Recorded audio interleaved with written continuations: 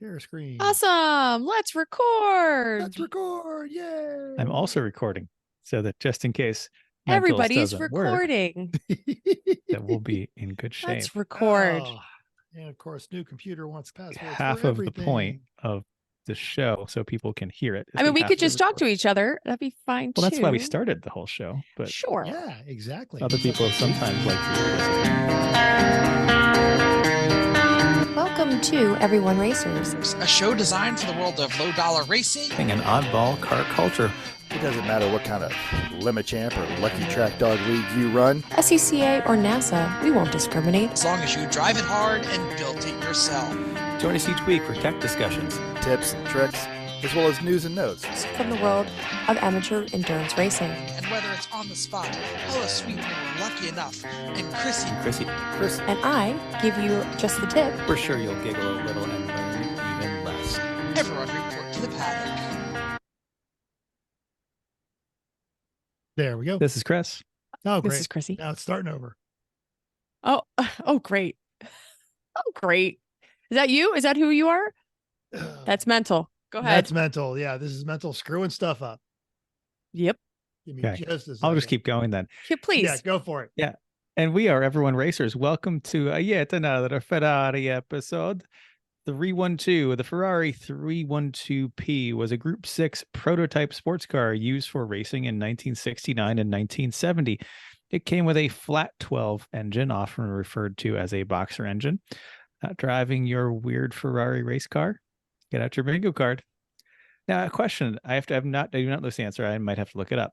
The Ferrari's flat 12s, technically like the Testarossa was a flat 12, but it actually was not technically a horizontally opposed 12. It had like a 1 degree V or something like that.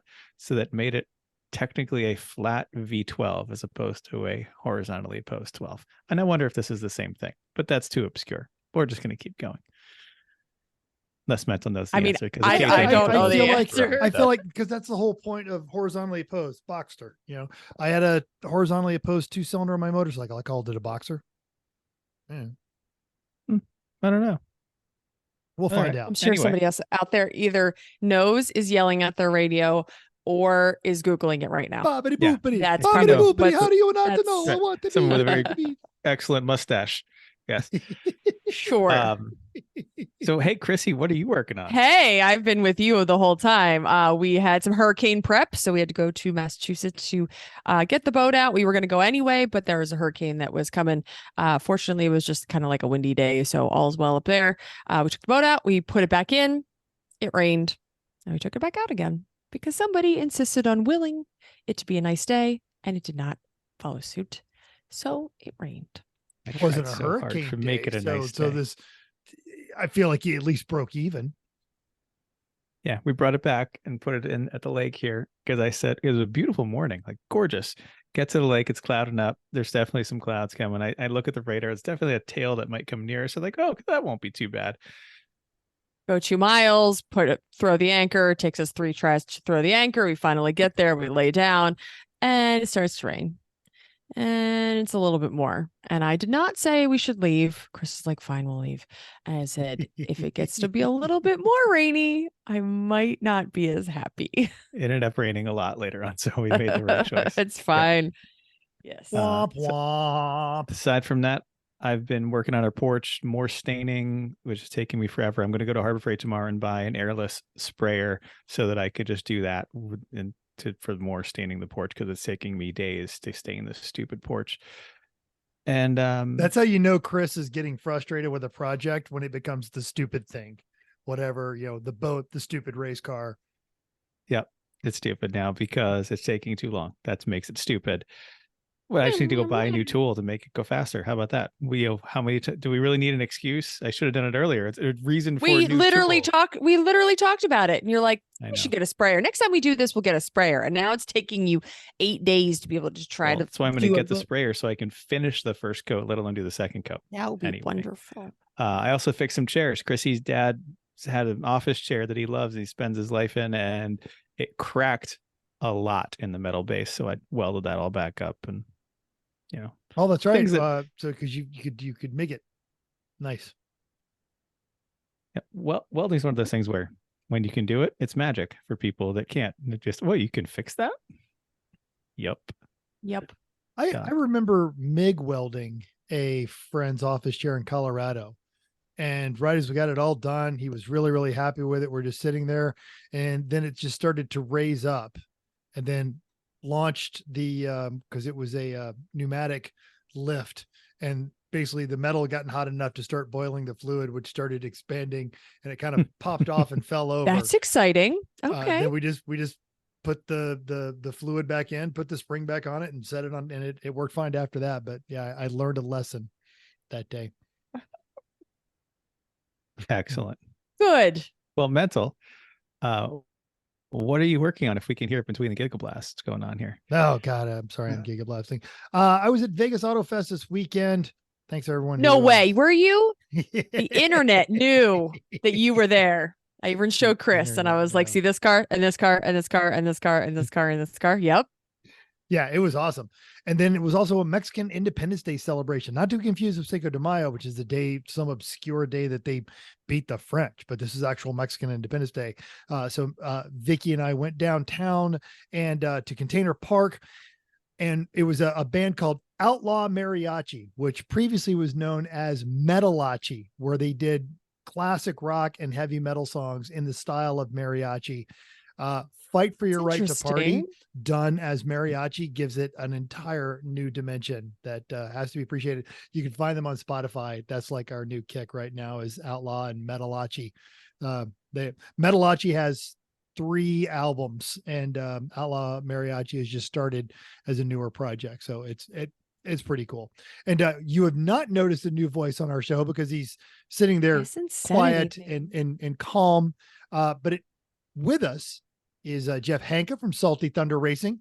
You are both a Fiera. Start over again. He's recording, so in his version, it all sounds perfect. Oh, yeah, okay, exactly. fine. Sorry.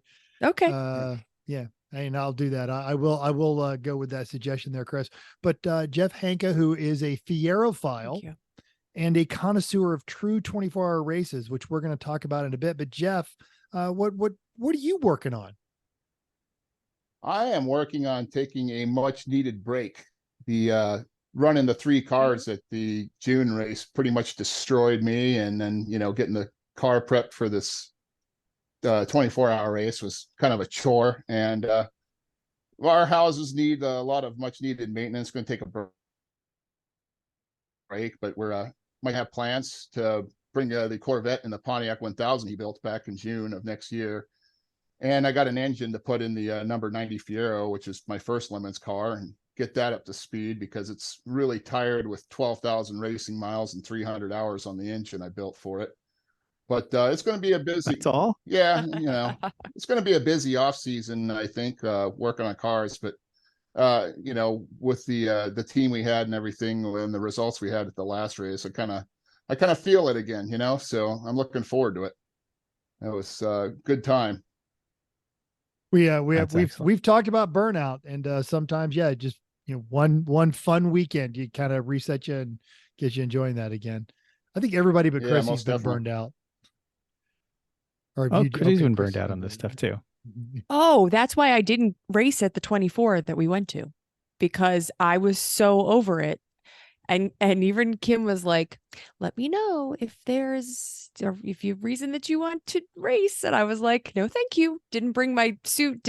Nope. No, I've gotten burnt out. Oh, bummer. Yeah. And I'm kind of, after hauling the car out to a race like that, 24-hour race, I kind of limit myself to one stint. And then I get the team together. I'm like, I'm going to go to bed at this time. I'm waking up at this hour, so I have enough energy to drive the rig home the next day, which is almost a 10-hour drive. Good idea. Yeah, you've got a bit of a haul. You're going all the way from Salt Lake to Denver, right? So yeah, it's definitely, it takes some planning and thought, and otherwise it's going to be a lot more miserable than it already is. Yeah. Right. All right. Yeah. Well, we'll get to all about the 24. I can't wait to talk about it. It's been a while since we have talked about it, but we have a couple of things to do before then. So awesome. It's news and go outside. Do you like Hondas? because we like Hondas. No, I mean, yes, I do. And now you can go see a wide range of their history in the American Honda Collection Hall at the company's North American headquarters in Torrance, California. Now, of course, they have fancy things like NSXs and S2000s and early, 600cc cars, but they have things like an 84 Civic wagon in tan, a 78 Accord, an 86 Integra, motorcycles, that three-wheeler thing that was going to kill you immediately when you rode it. Remember that? Marine engines, generators, weed whackers. Really? They got all that fun stuff. Yeah, they got all that stuff. Wow. So, according to Carl Pulley, who is the steward of the collection, the cars on display are just a sample of what's actually available since space was limited within the collection hall that's adjacent to their primary lobby. He's going to be able to swap in different cars or adopt a theme as needed. And this is all going to be open to the public on a limited but regular basis. There's going to be scheduled cars, bikes, and coffee events hosted at the collection hall where people are invited to drive or ride their own piece of Honda history, even though all makes and eras are still welcome. But come on, to show off in Honda HQ's vast parking lot and come inside to check out the collection hall. First event will go above and beyond with special displays and giveaways and vendors and food trucks and all kinds of things. That's going to be October 21st from 9 a.m. to noon. Other events are every 2 months or so. They've got it. You are so jelly. I am. That would be so cool.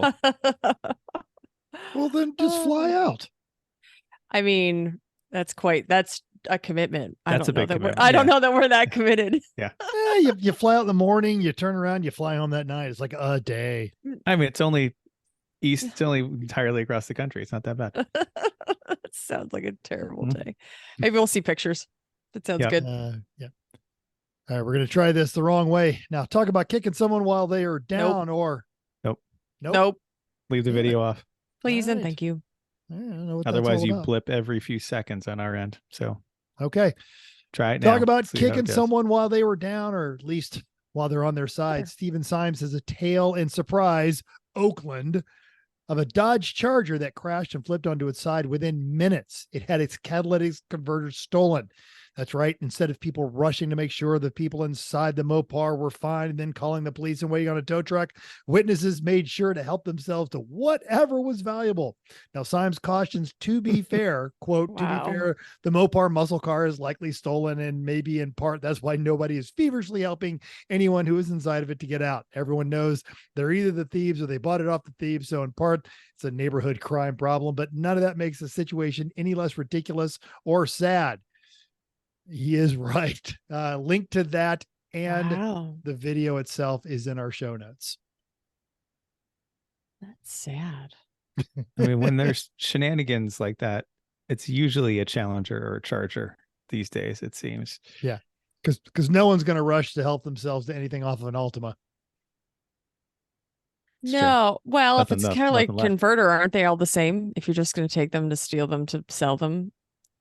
Hey, who knows? It might have two. That's the thing. Oh, okay. And they're convenient. They're right there when the car's on its side. You don't even need to climb under it. Like, it's great. All right. Were you going to say something? No. Okay. William Irvin Lewis at Motor Trend has sifted through the data and compiled the cities that have the best and worst drivers of America. Okay, let's see if some of these are surprising. 5th worst, Fresno, California. 4th worst, Indianapolis. 3rd worst, Riverside, California. I can definitely see that. 2nd, Dayton, Ohio. And worst is Virginia Beach, Virginia. I wonder why. Some of these are... I'm going to go with because it was based on accident claims. There's a lot of bridges and 2 lanes and narrow roads. If you ever had to make your way around Virginia Beach, it's a giant pain in the butt. I have not, but like Dayton, Ohio, like there's nothing in Dayton, Ohio. They're all trying to. They hate suicide, their They hate their lives. So they... Okay, you win. All right, let's go to the best. The 5th best, Baton Rouge, Louisiana. 4th, Hartford. Right? 4th best, Hartford, Connecticut. Everyone's so bored, they just don't care. I don't know about that. their roads are not great, and they're like, it's confusing, and there's accidents there all the time. Whatever. Big insurance Okay, fine. company there. Maybe they're Somebody just kind thought of, it. they're all insurance people and they just Right, drive extra right. We careful. wave hi to they're- Mecca when we pretty much drive by. All the big insurance companies pretty much are there. Anyway, Maybe keep going. that's why. Third best, Louisville, Kentucky. Second, Little Rock, Arkansas, and the best, Detroit, Michigan. What? Right. And even the author admits the data might be skewed on this one, but having judged some of the gingerbread races, I can also believe it. I didn't write this. But due to high insurance rates in Detroit, fewer accidents tend to be reported in insurance agencies. So they rank highest in reported accident, while Providence, Rhode Island is the worst. Providence also leads the nation in citations. That's kind of funny because that's the only town in Rhode Island. Little Milwaukee- Rhodey, number one for something.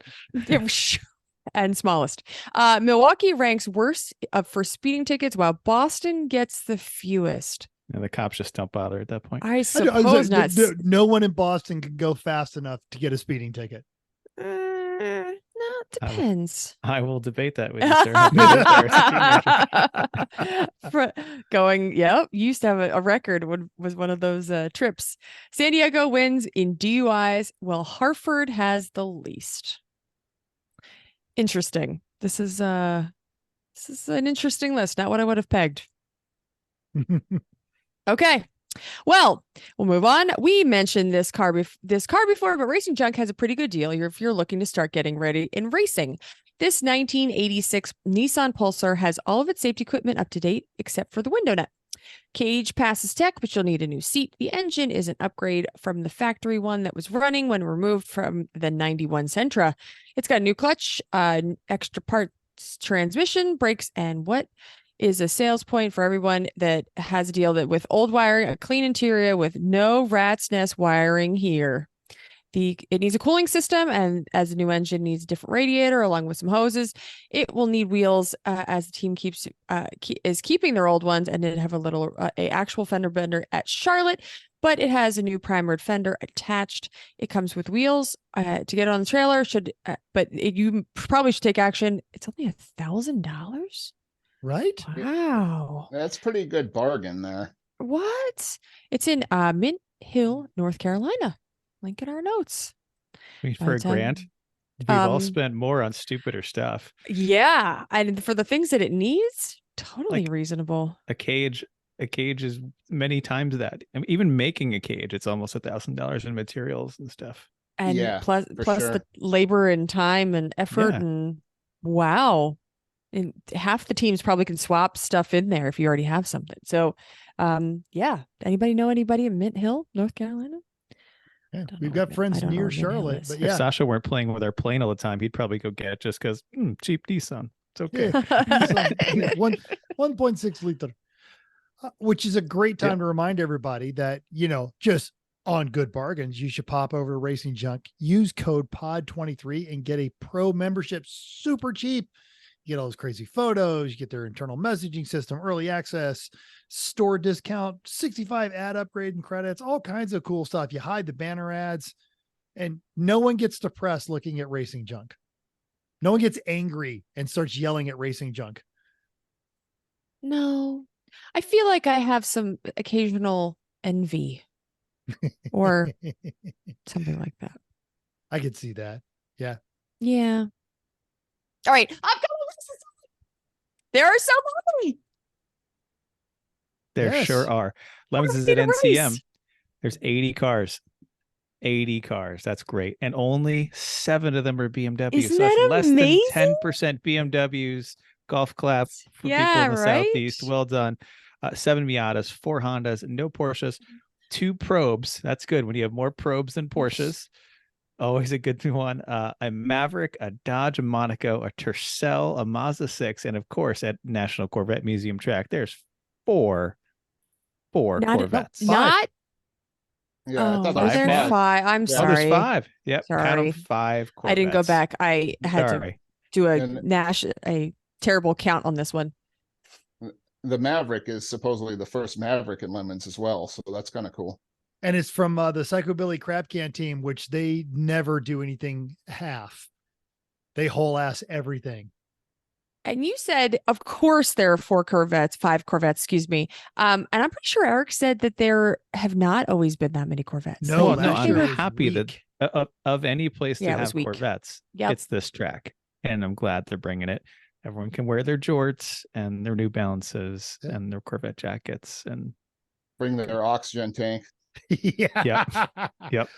Worth talk mentioning. about their medications. It's going to be Judge Eric, Judge Shelley, and Judge Kristen with Judge Trainee Brian from Zero Budget Racing. Shelley and Kristen will not tolerate weak themes. So do not even think you're just going to come in there with, our theme is blue car. Ugh, not going to work. You're going to get put in class A with laps. Good. Oh, you can read it that Eric has said like a couple more things. I didn't see this when I put these in the notes. I apologize. We're good. I mean, Okay. there's a Malibu, Corollas, Tercel, Elantra Cavaliers. I mean, it's a great lineup. Send it. Have fun. All right. Champ is at Harris Hill. Excuse me. I do not remember that there's last year there was half the fields were Miatas. There are 34 cars, 4 of them BMWs, which is not bad. 17 of them are Miatas, 1 Again, Honda, half the field. half the again. field. Oh, Ugh. yes. 1 Honda, and it's an Insight. Oh, that's cool. That's cool. 3 Porsches, a TR6. Battle Scarred is bringing their Crown Vic, a Pinto, and a Mustang.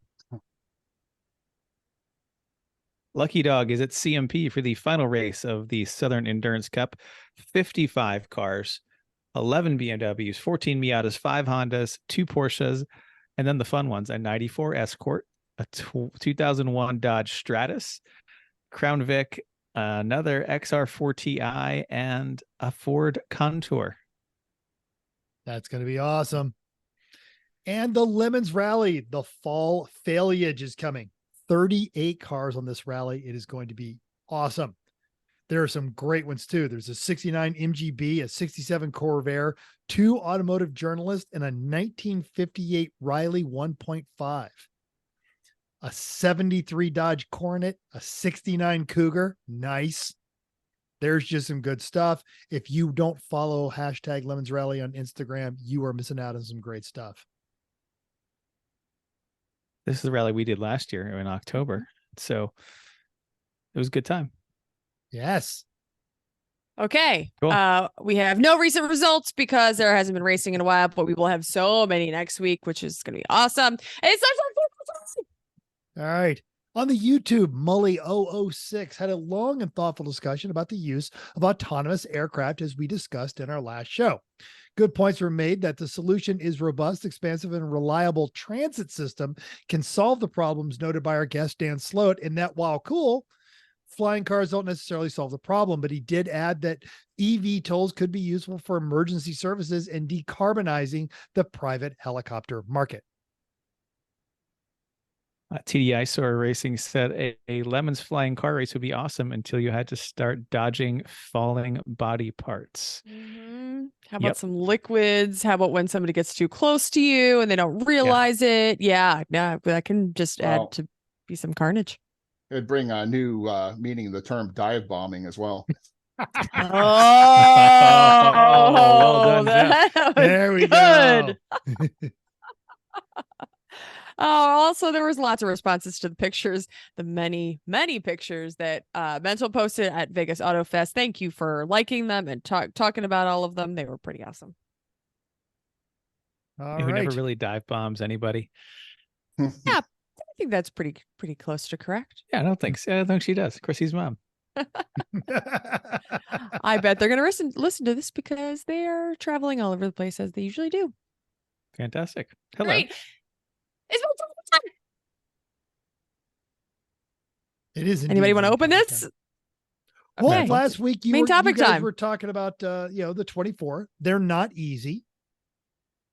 You mentioned like you're just not even your jam. I think Chris does one every year to remind himself that he hates doing full 24. Not in every year, every like You've- 5 years. yeah, Occasionally you've done- I'll but say, you've done maybe 2. that's an okay idea. And You've then done 2, yeah, maybe no, 3.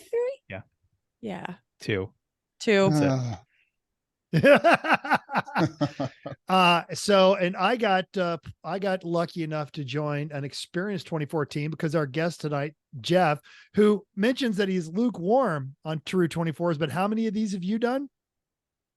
That was my fourth one in a row. So yeah, it's kind of masochistic. Yes. Yeah. Yeah, it is. Let's see. But I don't know. It's just like the first one was 2020 when we had the 12-hour and the 24-hour at the same time. So we entered the 12-hour and we entered the other car in the 24 hours, two Fieros. Of course, there's like 4 cars that participate in the 12-hour. So that was a pretty easy overall Class B win with that. Still counts.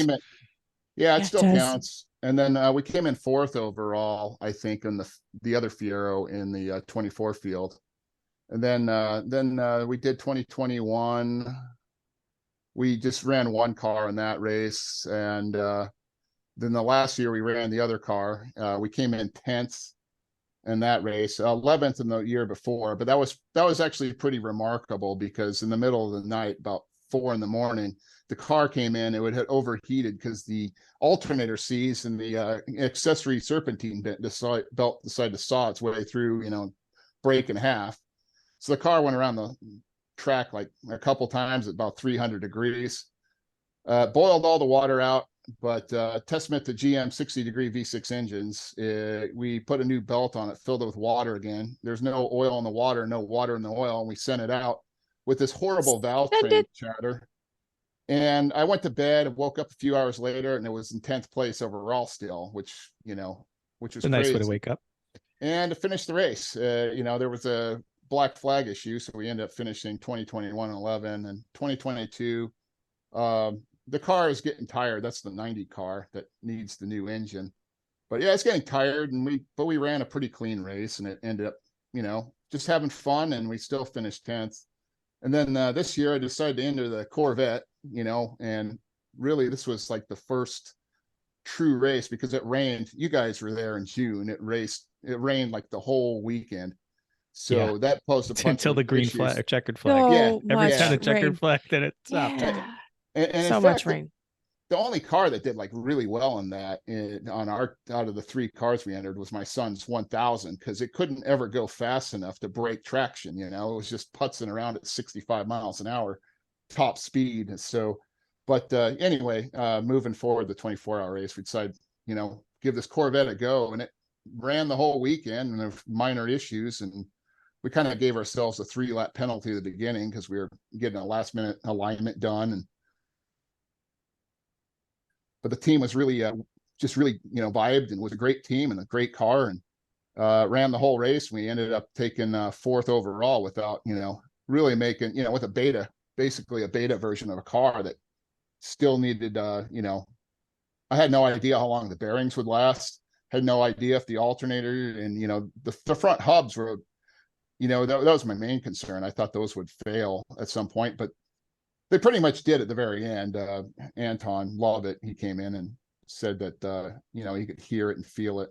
But finished the race, took the checkers, and it was a great time. So, and most importantly, most importantly, I got my 6 hours of sleep, so I was able to drive home without running the rig off the side of the freeway. That's a Excellent. great idea. So Good. So yeah. Well, and when you say team, that was an intimidating crew, for at least for me, because it's Nick Heine, you, Anton Lovett, Ben. I mean, wow, these are some Lemons heavy hitters. I think these are just great drivers, period. But those names are known throughout the whole thing. I'm like, oh wow, I so don't belong in this crew. And I'm not fishing for a compliment with that one, but it was a great team, because I think everyone did just understand the primary mission of make Corvette survive. Yeah. Our Corvette was best Corvette, right? I think it Yes. actually is the best finish for a Corvette in Lemons. I've never heard of one in the top 10 like that. So that's fantastic. Yeah, it was we were satisfied with it. And really, when I go to an event like that, my main concern is just everyone gets to drive, and the car runs most of the weekend. So anything after that, I mean, coming in 4th overall is fantastic, Absolutely. So, yeah. That's excellent. Now, tell us a little more about the Corvette. So it's an early C4, L98, and automatic or manual. Like, what's going on with that? This is an interesting car because, the whole, it's kind of a long story how I got in the Corvette thing in the first place, but the original car I wanted to get was this, I wanted to find like kind of a running beater, and I end up finding this 87, and my son and I went to go pick it up in Denver, and the first thing he said was like, you can't cage this one. So that was like in 2017. So we ended up driving that home. I still have it. That's kind of our fun car. But the mission went on to find a Lemons Corvette, and I found this real beater in Santa Cruz, the Craigslist, and it was the Driving While Awesome podcast guys. They were selling it. So I ended up getting a pretty good deal on this thing. I brought it home. Chris Blizzard of Hella Shitty, he picked it up for me. So I went down there to their shop in Belmont, picked it up with my son, drove it, trailered it back. That was kind of an adventure because the clutch broke on the way back. So I ended up just power shifting the truck all the way home with the car in the trailer, which is why I got a grunchy first gear in the truck now. But anyway, we get it back. It took about 3 years of prep because the car was so ratty. It had a crack pipe in it. It had probably a murder weapon in it. There's this big rusty, nasty hatchet, pen. I found a pen in it from a rehab clinic. It was we're not judging this person at all, though. Yeah. So they forgot their crack pipe, but regardless, we had to replace just about everything on it, and I put an 84 Corvette suspension because that was out of the first years, that was like the stiffest, firmest ride. We put the Z51 springs for the June race, and then so what you're saying is if someone wanted a street C4 Corvette, the Z51 84 would be the best one to have. Yeah, well, it kind of goes back to the Corvette thing, though. It's like, in 84, I guess GM really, for the first C4, they wanted a car since they knew they had, these big small block V8s that produce like 200 horsepower, that they're really going to have to like corner really work on the cornering and make a sports car that way, because they certainly didn't have the power. So the 84 Z51 and the 84 base were really firm riding cars. And of course, the people that like Corvettes, they just want to be seen in them, I guess. But there's all sorts of complaints in the 84 year. And so 85, they softened the suspension up considerably. But, as far as the engine goes in that car, it was kind of a long joke, but we wanted to put a 5-liter Chevy 302 in it. And that's kind of my thing. And that went to, like Pontiac or the Chevette in Canada was often sold as a Pontiac Acadian. So we came up with this joke, a couple friends of mine and I, when we were chatting online. It's like, well, what would a Corvette be called in Canada if it was marketed as a Pontiac? So we called it the Grand Canadian. So that's what it was badged as, the Pontiac Grand Canadian. I had that Monroney sheet and all the Canadian gag gear, for that theme for the car. And but the other joke was like, if you did a 5 liters, the joke was, the guy walks up to the guy with the Pontiac Grand Canadian. It's like, what's in that thing? Is it a 350? And the Canadian guy goes, well, I don't know what the 350 is. We got the metric system. And he goes, it's a 5-liter, buddy. And then the American looks at it and goes, oh, a 50A. And you saw the 50A emblem on the side of the car, right? And that was the joke. It's a 50A. And when I put my build sheet together, I actually had an RPO code for that engine, and it was 50A. So yeah, I built that engine out of it was a Vortec 5.7 block and heads, and it's got a crankshaft out of a 4.3 V8 Caprice engine and the rods out of that same engine. And then I mixed it up with small block pistons that were the same compression height. And that's how I got the 302 cubes, and then, put the tune port ejection system back on it with some high flow runners. And we ended up with what we got. So that's there fantastic. It is. But it was basically everything on that car had to be rebuilt. It was so trashed, and we were rebuilding stuff in the morning, before the 24-hour race. I mean, half of the taillights didn't work because the wiring was shot, and there's grounds. that we had to relocate everywhere. And it was just, I was kind of getting to the point where I was thinking maybe this car is hopeless, but after we got the 4th place finish, I'm like, there's newfound hope that this car can actually do something, you know? So, Oh, it already did. yeah. And it was fun and it was fast. And, you know, everyone that drove it left, you know, got out of the car with a big smile on their face. So Excellent. So how was the weather in general for the weekend for the 24? It's always, you know, you never know at High Plains what you're going to get. it was dry the whole weekend. And, you know, we didn't get our first raindrops really till the middle of the award ceremony on the middle of Sunday. So that was good because the last year's 24-hour race started in the rain and it rained for the first few hours and then it dried out and we were able to finish in the dry. But, you know, I'll take anything at this point over what we had in June. That was just, I almost don't believe you that it was that you saw anything but raindrops or more raindrops. Yes. Yeah, June well, was just pouring the whole Yep. time. Yeah. But yeah, and that's the picture of us getting pushed off pit lane there. So because I decided to go out there on the June race and you know, I was going to take the checker with my son in my first car, and Pontiac 1000's his first car. And we made it around a lap at the last minute after, you know, fixing a few issues. And but we both, I'm coming up the hill, and after we checkered on a cool down lap, and I noticed my water temperature is spiking, and you know, and there's no alternator charge, so the belt had fallen off probably before I even got in the car, right? So I get on the pit road and it's all jammed up, so I shut the car off so it doesn't blow up the engine. And I noticed the person, you know, the car that's stopped all traffic on the pit lane is my son, so they push him out of the way. So I fired up the car, got right behind him, and then I asked the you know, the staff, it's like, hey, can we just push our own cars in? Meaning, you know, my son pushes his car in, I push my car in. And they're like, nah, we'll go get your teammates. So that picture that you know, with Neil Losi and all those guys pushing us off pit lane, that was the photo finish we got at the end of the race, was you know, my son getting pushed off in the Pontiac and me getting pushed off with our teammates right behind them. And that was pretty great. And yeah, It was a good time. So how did this race go day by day? Friday, yeah, do you guys do any testing, working on the car? What happened Friday? How did it all come together? Oh, on Friday, I generally get, you know, anybody's there on Friday, we'll get them a track pass to do testing to just get everyone. I figure if you're gonna, especially critical in the Fieros, which are can be tail happy and unforgiving since they're mid-engine, but just to get people comfortable with the car and the quirks, I'd rather have them spin out on Friday when nothing's at stake. Always. Yes. That's what testing day is for.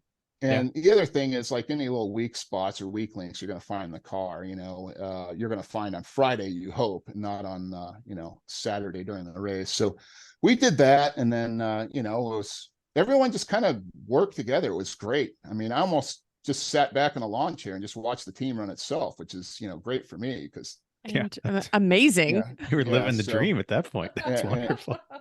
And you know, Mental was you know, a big part of that. He really you know, picked up and took more than his share of the slack to make sure that happened. So he was an invaluable team member. I know he's trying to, you know, I know you're trying to be humble, but really you were, you know, that was great having you on the team. I'd race with you again anytime. So, well, I think it was like you said, you know, you surrounded yourself with some top-notch folks, and there's everybody right there. And nobody's theming weak. Everyone, you know, even Anton's dressed up. And then, you know, on the far right, that's the other Ben. And the other Ben. He wasn't even racing. He just came out to help out with pit stops. And he ended up we were having to stop every 90 minutes. He did every single one. As it started to get like late in the morning, he's like, well, I'm not going to go to sleep now, damn it, because I've done every pit stop so far. So goodness. He actually okay. That's very nice of him. And I had just met Ben. He was actually Ben Lamberson. The other Ben is an old friend of mine. He runs this you know, Audi Volkswagen repair shop. So the other Ben's one of his customers, and he had never been to a 24-hour race, and he never, you know, he's like, well, I'd like to check it out, so let's go. So we put him on the team as crew, and he got a suit, and he helped with every pit stop, which is remarkable, you know. And amazing. It was it was a really great crew in that aspect. And, we, everything jived together, and it kind of, to get one of these things done is, and I've said this a lot to like new teams or whatever. It's like the 3 tenets of Salty Thunder Racing per se, but is you want to build a reliable car, you want to get a reliable team, which we had, and you just don't want to create your own problems. That's the third one, and that's, like obnoxious, superchargers or failure prone modifications or just lazy car prep and cutting corners. I mean, those are all ways to create your own problems. And, we obviously everything just came together in this race, and then we made it all the way to the end on a car that I was really kind of like, this is really an untested platform, and Corvettes in general. I mean, you guys tried to put us in B, and they tried to put us in B again, because of the bad reputation of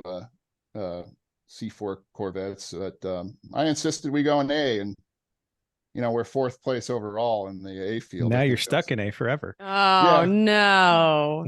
Well, you know what? I don't care, because really that's an A car. I mean, it's where it belongs. Let's put it that way. When it runs, yeah. Oof.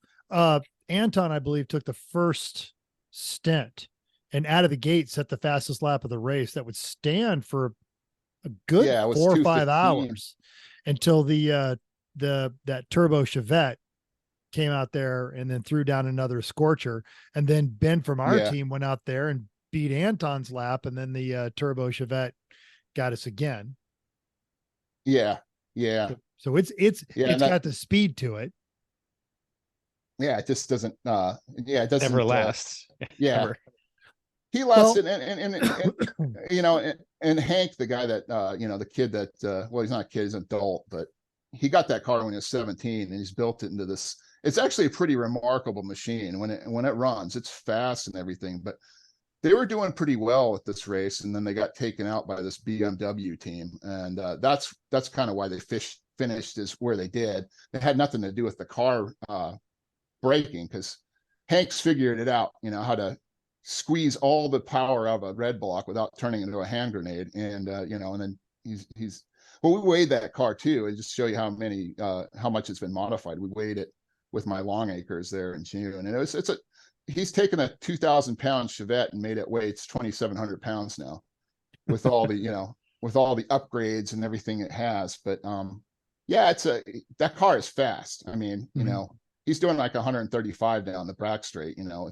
That's how fast it is. And had it not been for them getting clobbered by that BMW and him having to well back the front half of the chassis in the middle of the morning, it probably would have finished pretty well. But one of the things I know we worked on, and we came up with this on Friday, and then after Anton went out, Ben and the guy from Hella Shitty, why is his name escaping me? Simon. Ben, Simon, and Anton sat down, and they looked at the tire wear, and they said, okay, if we can consistently run 220s, we'll make the car last all week, or for the full 24. So that's where we started backing off, and Anton called it, because as you mentioned, the bearing was going, and he corded the tires. Yeah, they were down the cords at the end of the race. Yeah. And the other thing too, though, by slowing down, I noticed like the oil we were having to put an oil in because it had developed a little oil leak. But when everyone was doing like mid-teen laps, we were having to put one cord in every other stint. When everyone backed off, that turned in like every third stint, right? Mm-hmm. Yeah, so that there was that saved us some laps too. But we also had to do a real racing, Yeah, we had to do a brake pad change. I want to say about midnight, 2 a.m.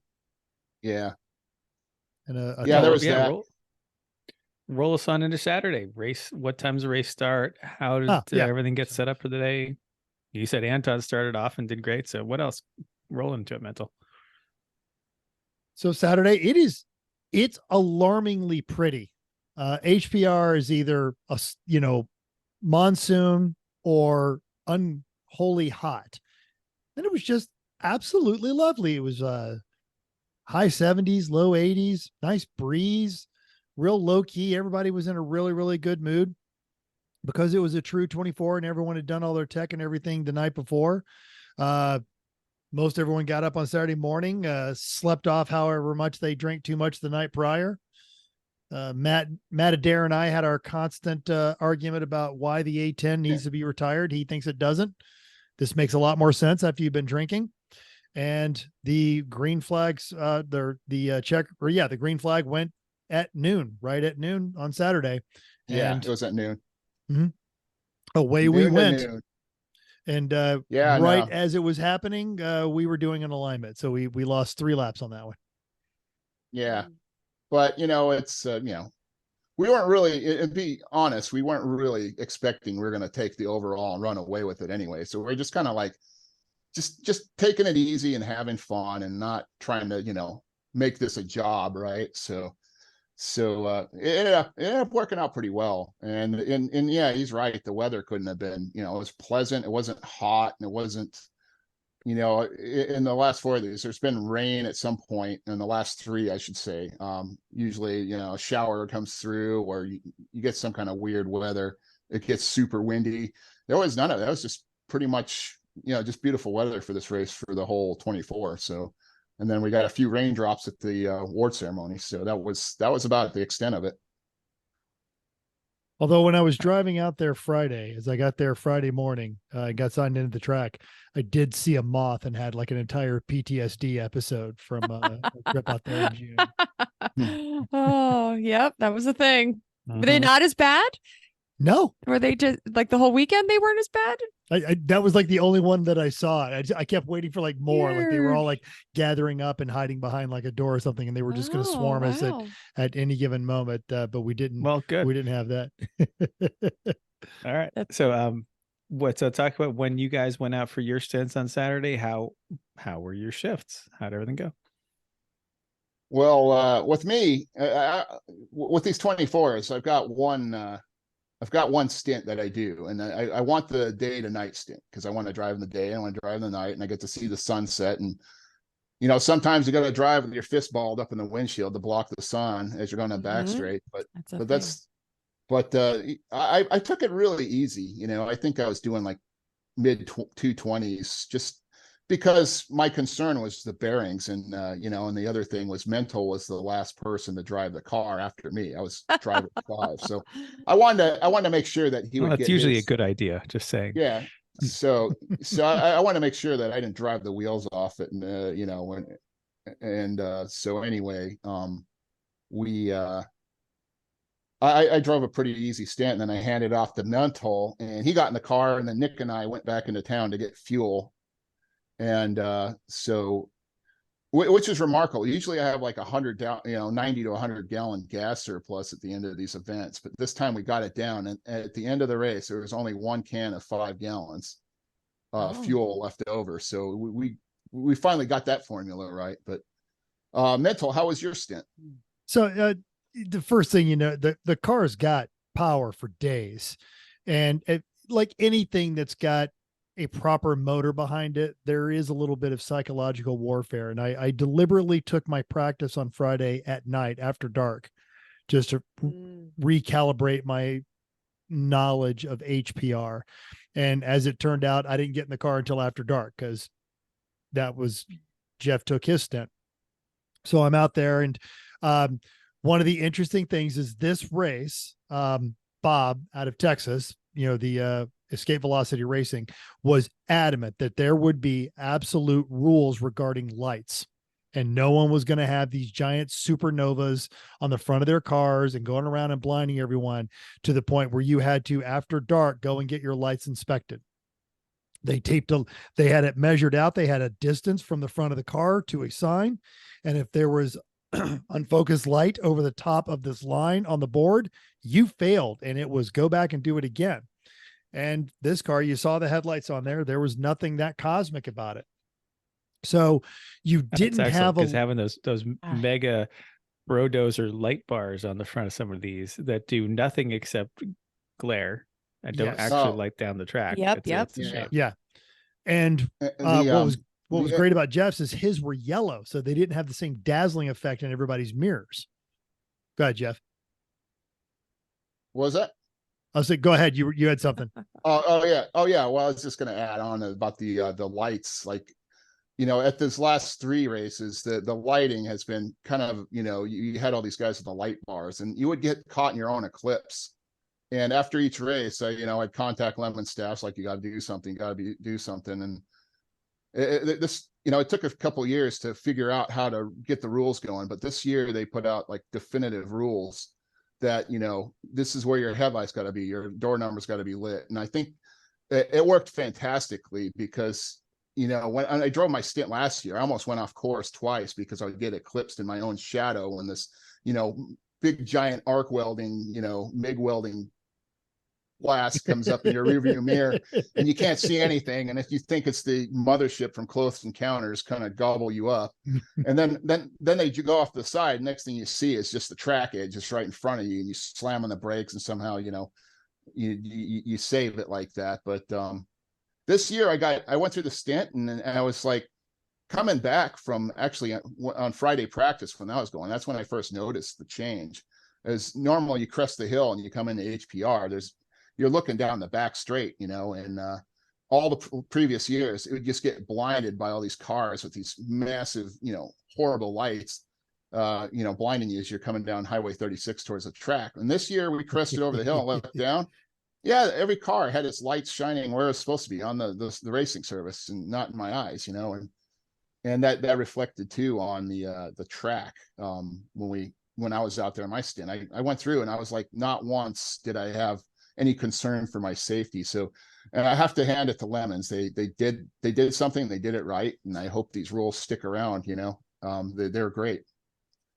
I know there was a lot of people that were, oh, we're not gonna be able to see, blah, blah, blah, blah. And it was just, shut up. Everyone has the same rules. This is how it is. If you can't see at night, don't drive. But with the good thing, so having those yellow lights on there, we didn't have that dazzling effect. So there was no intimidation using the lights. But sometimes you're still trying to work your way through traffic and everyone's doing their thing. And was my favorite thing about the, having the Corvette is you could come up alongside somebody as you were coming into a corner and you had the option of announcing your presence when you downshifted, just to let everyone know, got a big V8 here. It's okay. This is just temporary. I'm going to be right here. And then as soon as we're done with this corner, I'm leaving.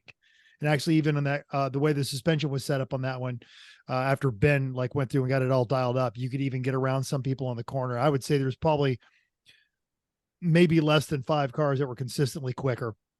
And I do remember getting into traffic and one of the cars racing out of class. I was particularly annoyed with it. I get that you want to race, but you're kind of creating a dangerous situation. And as we pulled onto the back straightaway, I made it a point to pull next to them, hold for a second, and then upshift and pull away to let them know that, look, this is the power that this car has, because it was quick. And about 20 minutes later, when I lapped them again, they recognized and just pointed me by. So a little bit of psychological warfare that you can do with kind of the same thing occasionally we would do with Godzilla. Just, look, it's Godzilla. It's coming through. It's going to get around you. You're just making it more painful than it has to be. So that was actually one of the best parts of that car. We were having a real fuel consumption problem. It's a stock tank, and we ended up leaving the last 6 or 7 gallons in there, and we would get really bad fuel starve and sustained right-handers, which there's a lot of those at HPR. So we were trying all the drivers, we were kicking around different theories, and we were trying our best to see what kind of fuel conservation methods we had. And during my first set for the last 40 minutes, I wouldn't take it past 5,000 RPMs. And even most of the time was shifting at 4,500 RPMs. And as it turns out, even with a 5-liter that's been stroked down, that has absolutely zero effect on fuel consumption. None, just absolutely no change whatsoever. At exactly 90 minutes, we started getting the hints of fuel starve. And within 10 minutes, you have to pull it in, or you're starting to bog it in corners coming through that one. But it's a surprisingly easy car to drive. Yeah, and going back a day, I mean, I didn't drive that car at all in the June race. I was just so beat from prepping, basically 2.5 cars. I mean, my son did most of the work on his, but I was constantly there dropping what I had to do on the Corvette to go give him a hand if he needed help with something.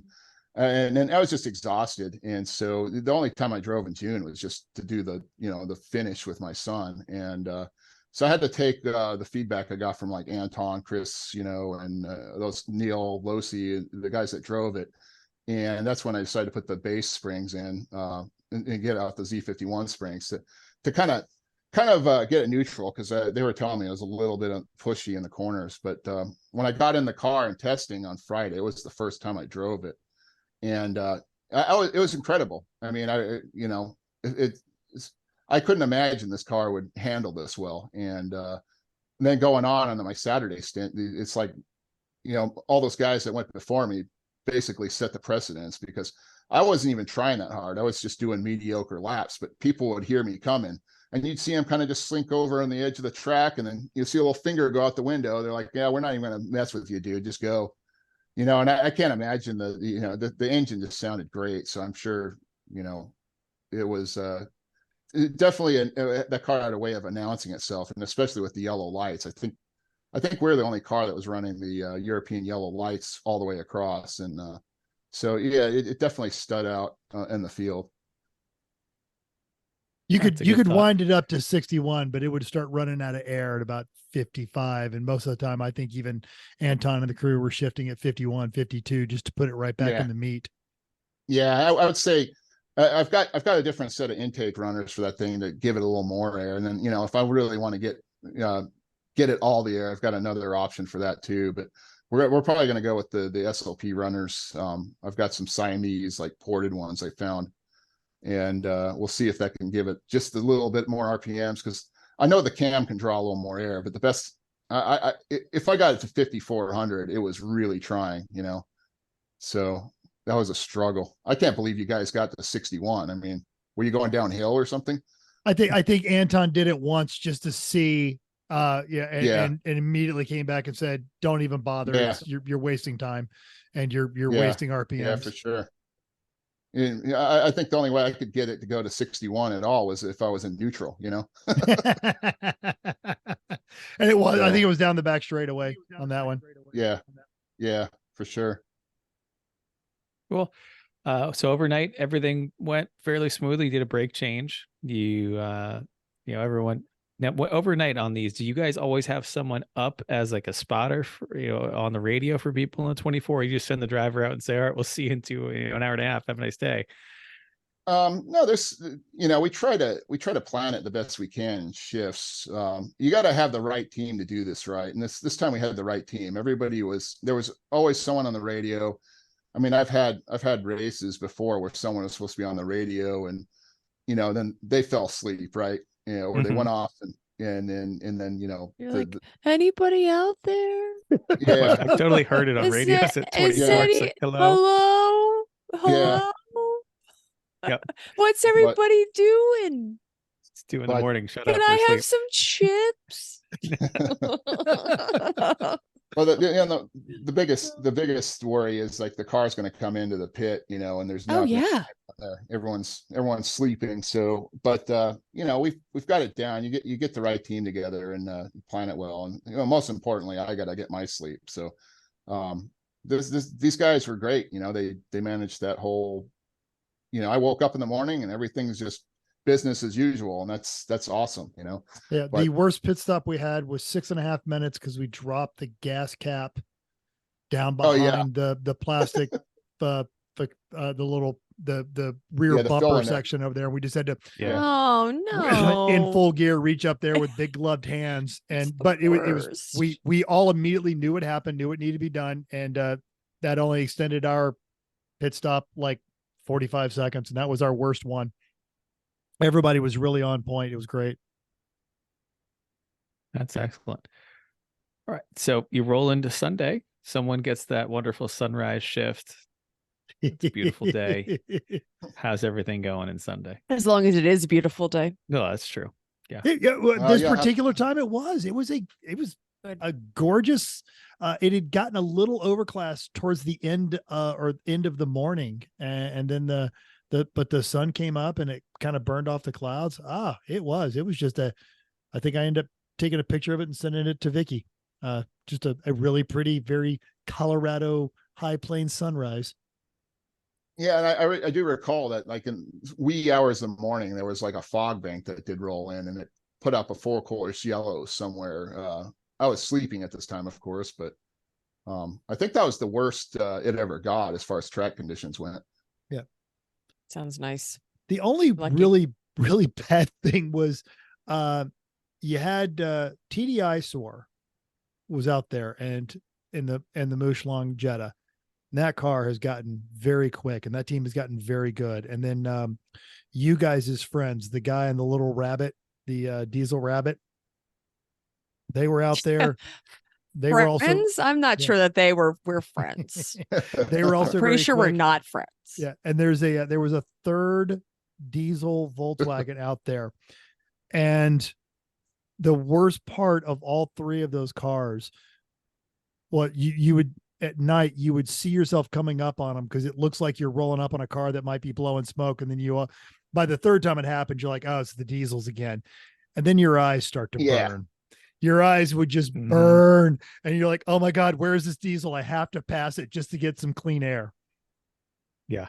I have the same thing at CMP at night. I'm like, this is terrible, but I have a harder time going fast enough to get by it. So it takes longer.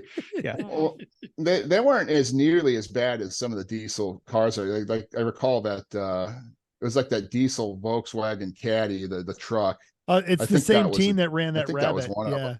Oh God. Yeah. That thing was like a soot cloud. Like it was rolling coal for the whole race, and you got behind that thing, and you definitely knew it, well before you came up on the car. You could just start smelling it, and then next thing you know, you're huffing coal cloud, and yeah, it was nasty.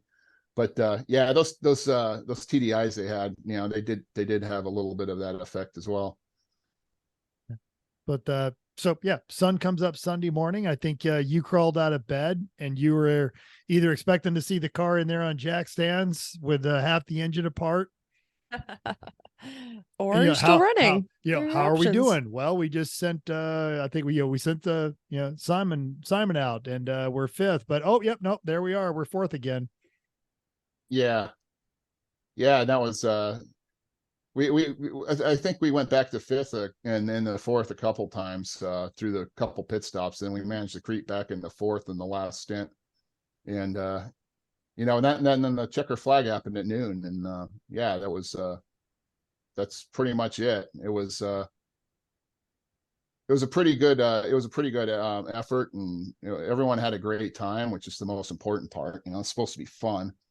And yeah, we finished really well in a car that I was, kind of worried about, to be honest. I mean, we weren't able to run it at its full, sprint in all the rain and everything back in the June race. So for a real, like, let's grind it out and see how long everything lasts, this car was pretty fantastic. That's great. Especially with a car that's so new to you're running it, to have it work out like that. Yeah. It's everyone's dream. Okay. Accommodations. How did you guys figure out where to stay? I mean, is Mental sleeping in his Miata, or actually have a RV, or what happens? So I bought an outdoor hammock to sleep, and Friday night I tried to stretch it from the fence to my Miata, but the fence kept leaning over. And after about an hour, I just completely gave up on it. And in fact, I did sleep in my Miata. It was every bit as comfortable as you'd think it was. It was awful. So most people are staying up and helping all night. You're just like, I just can't sleep because you don't have actual accommodations. Right. Wow. Okay. And then, but then Saturday, I think everybody was just kind of grabbing power naps where they could, either in their cars or in the chairs there. And then the other Ben, the Ben that helped us, he had a foldable cot with a tent over the top of it, and I got a nice power nap in that one before I drove home on Sunday. Yeah, you just looked a little sad. You're like, I'm mental and I didn't sleep any. I couldn't sleep in my hammock. I fell down. yeah, it was stupid because I stayed up all night to drive there, and I knew I was going to be up all night driving home. And then I didn't sleep Friday, and I got like a 5-hour power nap on Sunday. So yeah, Wow. Okay. Okay. That's lots a little of rough, but so good on much you. Red Bull. Max Verstappen better send me a Christmas card because I basically paid for their season. Yeah. Oh no. I think I had the most luxurious accommodations, and it took me a while to figure out how to do this because I used to just sleep in the trailer on an air mattress or something. But after several years of the air mattress deflating and me rolling off onto the hard floor, or waking up in the middle of the night and you got to go to the bathroom and it's pitch black and you're like, where's the exit? And I end up buying a toy hauler for 1 year, but that thing was just unwieldy and massive, as nice as it was. So I got rid of that, and then I ended up with one of these little pop-up truck bed campers. So it's got a queen mattress over the cab. The top folds down, so it doesn't have much of an aerodynamic penalty. And the important thing, it's got a fridge, a little kitchen, and a shower and a toilet in it. So, wow. So I get to go in there. That's living large. Yeah, it's like I feel like a real race car driver, but and I got electricity and a microwave, and I can plug my laptop in, and but everybody else was like sleeping in their cars or in tents, and I did bring an air mattress, an inflatable air mattress thing that I put in the trailer, and a couple people took naps on that, but by any means, it was pretty miserable. So we hadn't been doing so well, it would have been horrible, but we were all kind of like, hey, we're doing well. So yeah, keep it up. And did you guys have I hesitate to call it a garage at High Plains, a carport? It's a carport. Lean-to, right? Yeah, carport. Yeah, we had the carport. We were right next to the 57 Dodge. I forget the team principal on that one. You're talking about the truck? Yeah. Yeah, that's I think it's a 1950 Dodge Pilot House pickup truck. That's Kevin Temmer's truck with Grumpy Cat Racing. Yeah, there it is. Yeah, Kevin, and then Rafi Ward, who we're going to try and talk to next month. He's a great group of just low key guys, and then right past them was Chris, with Mary's husband, and then we had the Porsche guys on the other. No, we had the Super Trooper Mustang. Yeah, so good neighbors, which made it way easier. That was Mo that was in the the Mustang you're talking about with the with the police theme. Yeah, the Reno 911. They were lemons, so they all had short shorts, and they were pretty hardcore dedicated to this theme. And the one guy playing Dangle walked around without a shirt on most of the weekend, even at 2:00 in the morning. He was doing that. They were trying really hard for Halloween Meets Gasoline, but the Savage Orchid guys were next level.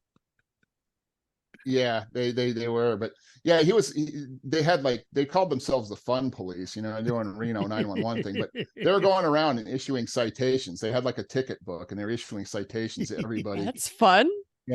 So they were really great. And I've known Mo for a while. He started racing in Lemons with Steve McDaniel, and then I think his second race was with me, and he drove with me a couple times before he kind of branched off and did his own team. But going back to Grumpy Cat and that Kevin with that 1950s truck, he was like the first person I met in Lemons, because we both did our first race together in 2014 at Utah. So it was good to be surrounded by good people, and this being our 10th year, our 10th season, to finish and race with those guys, all weekend was really great. It's and it's really what's kept me in Lemons. It's just all the great people I've met in this series. Yeah, I think that applies for all of us without a doubt. Yeah. Excellent. Kind of interesting to think about awards. I feel like the 24, you have so much focus on racing and trying to do well that I wasn't even thinking about Halloween Meets Gasoline. We talked about the awards last week. I think we ran through the awards, but anything else notable that the people that won, we kind of flew through them. So I don't know if there's anything, but anything that we want to talk about, but Halloween Meets Gasoline for a full 24 usually you're trying to do themes for a long time, but you have to be really good and on it for that long. Yeah, on Savage Orchid, their theme was basically Grimace, you know, of Because it was McDonald's, his and they birthday. painted. Yeah, it was his Grimace's birthday, so the car was wrapped in this like metallic purple, wrap for the whole car, and then they had a Grimace costume, and the whole weekend they were just working it, you know. Grimace was going around, and some car broke down. Grimace was back there crying, and because the car came in on the wrecker, and then they were going to the judges and doing skateboard tricks and Grimace suit and giving the judges massages. And so yeah, they basically they earned that, getting that trophy. They because it was a McDonald's thing. They kept asking everybody if you're loving it. Yeah, are you loving it? Because they wanted you to say I'm loving it, so they could go ba da ba ba ba. The Grimace giving not massage. annoying at all. Yeah, Yeah, I remember coming out of the, definitely not creepy at all. well, Yeah. I remember coming out of the showers at 4 o'clock in the morning or something like that, and just kind of feeling a little recharged and refreshed, and walking by the judge's booth, and there's Bob sitting there at the computer with some person in a Grimace costume massaging his shoulders, as he does lemon stuff, and just thinking, any other place that might seem weird, but Only here. Yeah, it's almost borderline creepy, but I have to give those guys applaud for their effort, because they certainly they got themselves noticed, so that's what's the themes are great for the teams that really tried to do them. And I really got a kick out of the Reno 911 guys, because parked next to us, because they were the same way. They were working it the whole weekend, writing people fun police tickets, and 3 o'clock in the morning, they're going around fussing at people, writing them tickets. Yeah. Giving them a hard time. That was pretty good. Yeah, it was great. So, and then, with our theme, with the Corvette aficionados of Central Kentucky, which the club is tell that story. I feel like there's great background behind it. Well, when I was trying to think of the theme, it's like nobody really got the Grand Canadian thing anyway. So it was like, let's just make it a Corvette again. Let's do something easy, because I'm going to have a group of guys largely haven't raced together. And I was like, well, let's just do a Corvette club. Now, there's a couple like points of inspiration that I got for this theme. But one is whenever I went like looking through certain Corvette forums, they have these like targeted ads that come up, and they were like for Cialis, or like, it just stuff like that, that senior citizens would be interested in. And then, I had this overnight in Bowling Green, Kentucky with my job last year. And I came out of my room in the morning to check out, and this dude comes out next to me, and he's got this silver ponytail, Pratt & Miller Corvette racing jacket, and he's pulling an oxygen tank. He's got a cannula in his nose. So he walks out, he goes out in the front, of course it's Bowling Green, so that parking lot's like half Corvette. But this guy, as soon as he gets outside, he sets his oxygen cart down and lights up a cigarette. Then his wife comes rolling out past him with their luggage. They load it in the C7. She gets in the driver's seat. He finishes his cigarette, gets in the passenger seat, and they drove off. And I'm like, that's the guy I want to be for this theme. So, that's the guy I want to be. and you can see I want to be that guy. So, Nick off to my right, but in the left side of the picture there, he decided to put a stoma, into his neck there. And he had a cigarette held up there. And then, everyone had their own version of what who they'd be in the Corvette, aficionados of Central Kentucky. And of course we had that poster there. We gave the car a name, and in this case, it was the Girdle Dropper. Originally, I was going to call it Metal Musil, and then create a Instagram page for Metal Musil. And so I started to go register that, and I found out some teenage girl in like Iowa City has Metal Musil as her Instagram handle. So I kind of abandoned that, and then just went with the Girdle Dropper. But it was a pretty elaborate theme, like mine usually are, and half the people don't get it, but we get it. That's all. That means you're doing it all right. Totally. Yeah. That is absolutely great. If you get it and you think you're funny, that's all that matters. Yeah. And the funny thing too, is when I was explaining this to Nick, about, the guy I saw, with the auction, he's like, oh, so basically this theme is based on a true story. I'm like, yeah, So yeah, but no, it was all in all, it was it's the way a 24-hour race should be. Everybody had a good time, and it was just laid back, and the car finished really well, so you couldn't really ask for a better weekend. That's excellent. Well, that's a great place to stop it. You wrapped this up nicely with a bow for us, like, yeah, that's it. So All right. the one thing he did miss on there, and I'm trying to like find it where it's like obvious, is right here on the back of the car where it says bonerpills.com. Yeah, that was our sponsor. So Yep. bonerpills.com, which probably exists. Yeah, I actually think the domain name's available. So, one of you guys should get right on. Okay, good. Why do I feel like I'm That going to get sounds an exactly email like from either Randy or Donnie with like the domain bonerpills.com already purchased? That would not surprise me. No. All right. Did we talk enough about pros and cons? How do you sell somebody on that this is a great time, a great thing to do? On a 24? Yeah, for a 24. I can't. No, you're not. I'm not asking you. Because you didn't. Because I tried talking you two into it, and you're like, yeah, everything you're describing sounds horrible to me. Yep, we did it once, and I'm glad I did it once, and I didn't even drive. So there you go. And I did it twice in one race, that one weekend that time. Right, you're insane. So there's that. I'm mental. Yeah. Well, for me, I guess at this point, it's kind of like Malort. First shot's terrible, second shot's terrible. Then you just find yourself, it's like, well, it's miserable, but I like it and I can't stop doing it. So, I guess that's the sine wave, as Hank says, is like every third shot of Malort, you just don't taste it anymore. So yeah, but I don't know if that's a great sale to somebody who's never done one and thinks that this is going to be the super fun. Well, to the right kind of people, it is. Yeah. Maybe.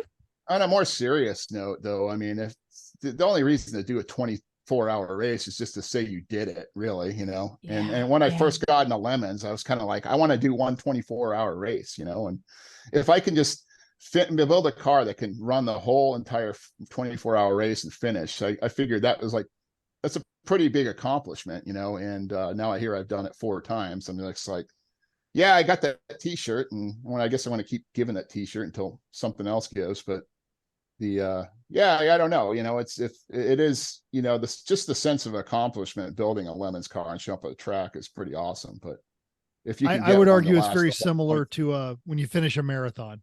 You're miserable, you're tired, you're sweaty, you're sore, you're chafed, but you did something. But you did it. Okay. Yeah. All right. So I think that's pretty consistent with probably at least Chris's experience. Yeah. It's like drinking Malort. That's the best way to say it. Yeah. That is alarmingly accurate. Yes, it is. All right. Well, that's definitely where we're leaving it, isn't it? Okay. All right. So time for our final topic. Okay. Chrissy, let's do it. We're going to do it on the spot. So Jeff, this is where we propose a question. No one knows what the question is. So the person asking, and everyone has to come up with a brief answer around the horn, essentially. So this is the safety on the spot, safety around 24s. Let's everyone give one quick tip to help improve safety in a 24-hour race that everyone can do. Lights. Okay, what about it? I don't know, lighted pit signs, things like that. I mean, just making you so I usually have a light on our pit sign, but I got a little lazy on this one. So we just, but yeah, basically anything in the night race, going around the paddock to make yourself more visible, like reflective jackets and things, that would be, yeah, that's that, on a serious note, that's probably would really help. So. And because you have a different mindset, like you don't wear them, when you're not racing and it's at night and you're all partying, because it's just you have people that are coming in that are speeding in the pits possibly, or just not thinking about people or dogs or whatever. Yeah, that's a good one. Yeah. So, And yeah, they do speed the pits at night. It's Mhm. just Yeah. is real racing. Yeah, pretty Yeah. much. Or not even real racing. Yeah, I love that. And you could always tell because as they would come by the carports, 7 of the 8 or 9 teams right there would all yell, "Slow down!" Right. And Right. one Yeah. guy decided to stop and cop attitude that 4 teams yelled at him to slow down, and it went every bit as well as you predicted because instantly it became 10 teams telling him the speed limit's 10 Oh. miles an hour and we're not going to have you doing this, pal. No. Yeah, and Yep. and generally the guys that get the the carports, they're pretty seasoned teams that have run many lemons, so they're not like it's not like just these noobs telling them to slow down. You got And they probably have judged or at least known somebody that has judged or Yeah. been close enough to the people that judged know the rules. Yeah, So yeah. they're the secondary enforcers, I'd say. But Oh, yeah, yeah, for totally, sure. totally agree. My safety tip is sleep. I think it's very important to sleep because I think if you don't, I mean, if Red Bull works that well for you, then cool. But I still think that if you're going to race, if you're not going to race, I think sleep is still important. But if you're going to race, you need a certain amount of focus. And you should be semi-clear headed, even though it's 2 a.m. and you're on a racetrack with a whole bunch of other stupid people. I still think that sleep has got to be up there as something just to make your body's not used to doing this anyway. So if you're already depleting it of resources that it requires, I think that's probably mine. I would agree. That's a good one. Quasi piggyback on that one is and we've had this conversation even on this show, is knowing your limits. And it all comes down to a speech that I heard years ago, and it was know how far you can go and know how long you can go without these things, and know what it takes to recover and how long it takes to recover. And I've done this. I can't do it every day, there are limitations, but at the race, in the car, driving the tow rig home, that's not the time to find out where your limits are. You need to know what those limits are beforehand. And if you've never done it, in just being at a racetrack, it drains twice as much energy as anything you would do a normal time, even if you're not driving. And if you've never found absolutely what your warning signs are, what your limits are, this is not the place to find it out. So you need to know walking into this event how much you can stand. And it's not a question of being macho or tough.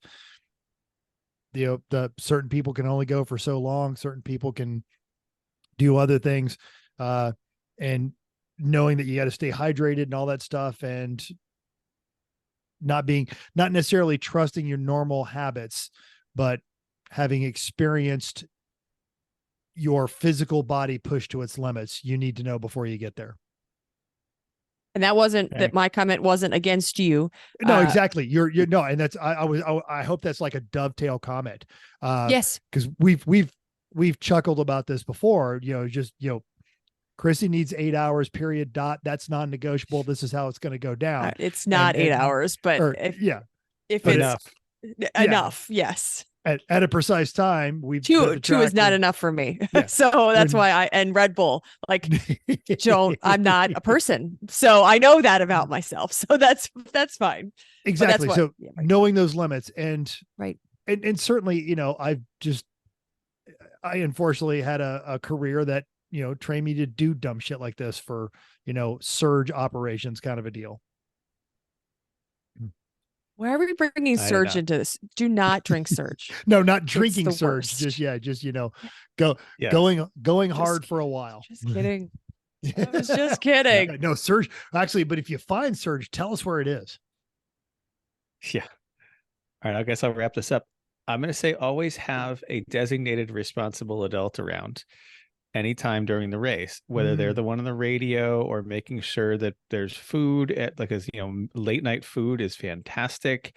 That the fuel cans are filled up, because that's, everyone goes to sleep and forgets it, things like that. One designated, this is your time to be a responsible adult and do all these things. I think that keeps everyone safer. Oh my gosh. We had the best midnight food, 2 a.m. food. There's a great responsible adult at the 24-hour race. Yeah, Mary's always Yeah. good at being responsible adult.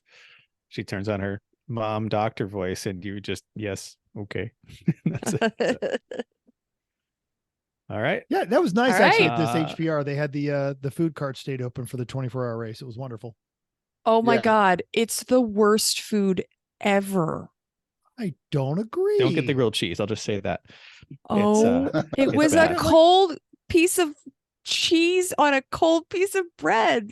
That does Jeff sound Stobbs awful. I had was so mad. Have you seen Jeff Stobbs? Have you seen Jeff Stobbs mad yeah, at that's a scary. grilled cheese? Oh no.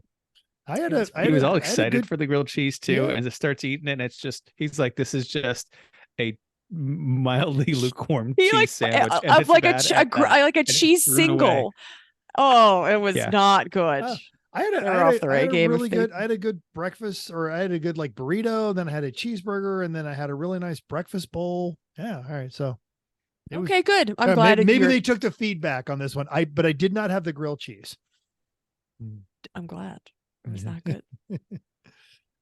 Oh, Well, Jeff, thanks for being on here and telling us about your adventure.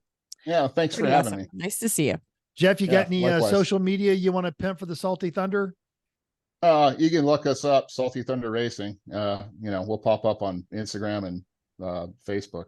All right. So And yeah, we'll have those links. like and subscribe, So You're very convincing there. Yeah. All right. That's not working tonight because it's hooked up to Chrissy's phone.